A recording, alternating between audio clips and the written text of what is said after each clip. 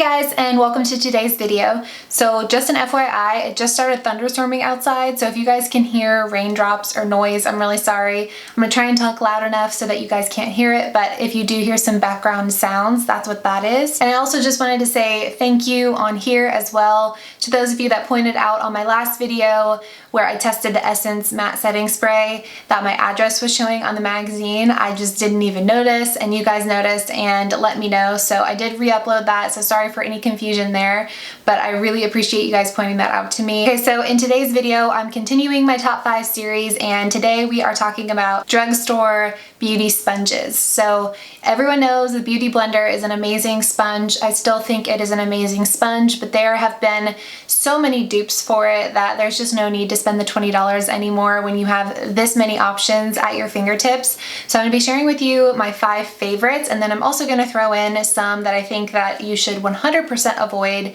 These are the worst sponges from the drugstore on the market, in my opinion. So let's go ahead and get into the first one. So the first one is a new find for me. I shared my first impression of this with you guys, and I've been continuing to love it and use it, and it is the Maybelline Beauty Sponge. So this is their new sponge they came out with just a few months ago, and I really have been enjoying this. I would say this, out of all of the ones I'm going to mention, is probably the firmest or the densest. It gives the least, but it's still very soft. It's still softer, in my opinion, than the Flower Beauty one, the EcoTools one. This one is very soft, but of the ones I'm going to mention, because I do prefer a soft sponge, this is probably the densest. What I like about it is that the density of it gives a little bit more coverage than most sponges. So if you like the idea of a blending sponge, but you feel like it takes away the coverage that you desire, then I would say a sponge like this or the NYX one, which is also a black sponge, would be good options, but I'd prefer this one over that one. The shape of it is a little bit unique, so you do have this flat side similar to the Real Technique sponge, but then the bottom of it is also flat. So there is no rounded area on this sponge if that's what you like, similar to the Beauty Blender, but I have had no issues blending out with this flatter foundation sponge. I don't even notice a difference when I'm pouncing on my face. It works beautifully, and then for detail work you can use the tip of this to sharpen your contour or to really get underneath your eyes, so I like that you have the precision there. This one does get quite a bit larger when it's wet, and it definitely feels a lot softer than it does dry. Dry, I was really nervous about it because it felt really hard and porous, but when I dampened it and actually used it on my skin, I was super impressed. And by the way, I do use all of my beauty sponges damp. I don't use any of them dry. I know some people like the dry beauty sponges. I just personally do not. So I would say of my top 5, this is probably number 5, but it's still absolutely amazing. Okay, so sponge number 4 in my book, and I'm gonna kind of do a countdown here down to my favorite one just to add a little bit of excitement. But sponge number 4 is the OG Beauty Blender dupe. It is the Real Techniques Miracle Blending Sponge. So before this sponge, there wasn't really a dupe out there for the Beauty Blender. Real Techniques came out with this one, and the beauty community raved about it, and for good reason. This is an amazing sponge. It feels so soft and squishy. It blends foundation out beautifully. You've got this kind of flat side over here, the pointed top similar to the Beauty Blender on this one, and then you've got the rounded bottom. So it basically looks like a Beauty Blender with a little bit of a piece chopped out of it.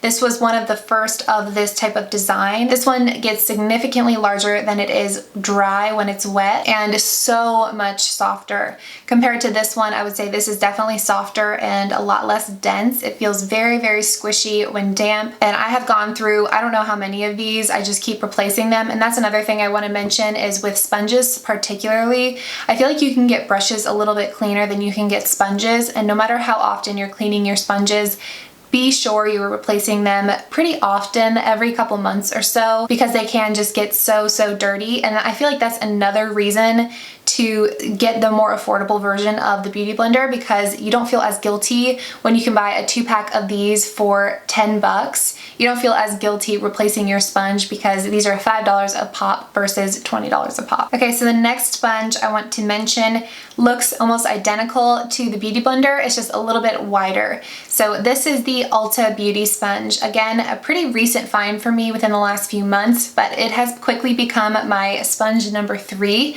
and I have been just really enjoying the shape of this one. I really do like the shape of the original Beauty Blender, and this is one of the most perfect copycats of that I've seen, not only in the color but also in the shape. So you've got the kind of rounded bottom here, which is perfect for pouncing on your foundation, and then similar to the Real Techniques one, you do have that pointed top, perfect for blending out concealer underneath the eyes. So if you are a fan of the shape of the Beauty Blender and you feel like all of these different shapes and cutouts bother you, I would definitely go with this one because it really does feel like the Beauty Blender when it's in your hand. I would say this one, compared to the last two I talked about, feels a lot smoother to the touch. It doesn't feel like it has any pores at all. It almost feels like a smooth foam to the touch. And when it gets larger, it gets even softer, even fluffier, even bouncier. And I absolutely adore the way that this blends out my foundation, how it blends out my concealer. And this again is 2 for $10. So you don't have to feel guilty replacing it, throwing it away, because you're not breaking the bank with a sponge like this. And none of the ones I'm mentioning soak up a lot of foundation at all. They do their job and soak up excess, which is what gives you that beautiful natural finish, but they don't just drink it up like some of the fail sponges I'm going to mention. Okay, sponge number 2. This is my second favorite sponge of all time. I think it is the most amazing sponge for blending out your concealer, and it is the Real Techniques Mini Eraser Sponge. And these are even more inexpensive than the Real Techniques sponges, obviously because they're smaller.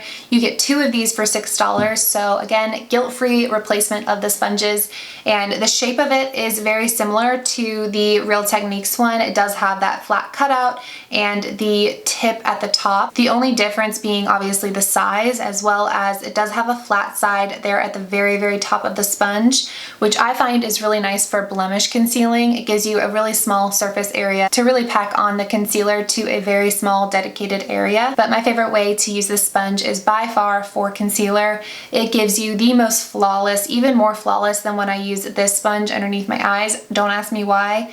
This gives me the most flawless finish for underneath my eyes. And I just have never found a brush that blends out my concealer as naturally or as beautifully as my finger or a sponge. So it's either a sponge or my finger that I use almost every single time with concealers. And I know it seems silly because you can use the smaller side on any of these sponges to blend out your concealer, but there is just something about the teeny tiny size of this that just makes it so much easier and so much more beautiful. This again does get larger when dampened, not as significant as the larger sponges because it is so small, but the texture is very similar to their sponge, the Real Techniques Miracle Complexion Sponge. I would highly recommend this for those of you looking for maybe a concealer sponge. Maybe you don't like blending out your foundation with a beauty sponge and you just really use it for concealer. I would say save a little extra, go with this sponge over any of the larger sponges. Okay, so now it is time for my number 1 favorite sponge. Those of you that have been watching me for a while are not going to be surprised at all.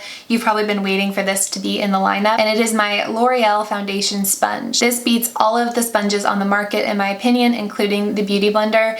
This feels a lot softer to the touch, very similar to the Ulta sponge. So soft on the skin, and though the shape took me a minute to get used to, I really do enjoy it. It has the kind of hourglass shape similar to the Maybelline one, which I find works really well for a handle. So whether I'm using the foundation side or the concealer side, I end up using that little indentation as a handle on this sponge. And similar to the Ulta one, it has the rounded bottom, and similar to the Ulta and the Real Techniques sponges, it does have the pointed top. So it's basically the shape of the Beauty Blender with a little bit of an indentation here. This again does get quite large when you dampen it. All of these do. I think that's the mark of a good beauty sponge. You want it to be a pretty significant difference so that you can get that bounciness. I have not yet seen this sold in a 2-pack by itself. It's $7.99 I believe. So hopefully they do bring out 2 packs of these and lessen the price. I know these ones are $6.99 a piece, but they're $10 in a 2-pack, so it does save a little bit of money. But there is no sponge that does a better job at blending out foundation on the skin. It just looks so flawless. And because it's so smooth and not porous, I feel like it soaks up less foundation than the Beauty Blender does, and I really appreciate that. I'm not about wasting any of my makeup, you guys know that. And I do like that it has the tip and the rounded bottom like the Beauty Blender does. Granted, this tip is a lot thicker than the Beauty Blender, but I don't have any trouble blending out underneath my eyes because it is so squishy, just kind of molds to your shape rather than distributing too much product. So this is by far my number one. I cannot recommend it enough. Okay, so those are my top 5 favorite. I'm gonna go ahead and share with you some fails too. I'm not gonna spend as much time talking about these because I don't recommend them. Pass them if you see them, just say no. The first one I want to mention is because I just talked about how much I absolutely adore this L'Oreal one, but this one was an epic failure. This came out in that same Blend Artist collection. They came out with this one as well as a concealer sponge, which is also bad, but not as bad as this one. This was their contour blender. Every single side of the sponge is kind of a harsh corner. So the idea was to be able to really carve out the face and blend it out, but I found that it made a really, really harsh line and it was very difficult to blend out. All it does when you try and blend out with the side of the sponge is just suck up all of the product and you're left with just a patchy mess on your cheeks. I just cannot stand this sponge. The next one is one that I recently tried. This is a newer sponge from e.l.f. and it looks just like the L'Oreal sponge in shape. Slightly different color, but they look very, very similar. So I was really excited to try this. But as you guys saw in my first impression of this sponge was a failure. First of all, it does get quite a bit larger when you dampen it, but it does not get any softer. It feels the same way that any of my favorite sponges feel when they have not yet been dampened. It feels super dense, not at all bouncy, and the worst part of this is that it just soaks up everything. You can put 5 pumps of foundation on the back of your hand and this will somehow drink it all up. Just say no. Do not go with this sponge. The next sponge that I pretty much had the same problems as the e.l.f. Beauty Sponge with was this one that I got from shopmissa.com. This was a $1 sponge, so it was worth the try. And I've heard some of you guys say that the pink version of this sponge is better, but the black version, let me just tell you, is not good. I liked the shape of it. It looks like a classic beauty blender shape, maybe a little bit bigger. It is bigger than the Ulta Beauty Sponge. So I was really excited about it, but it completely failed me. It soaks up the product, it never gets soft, and it's just a no-go.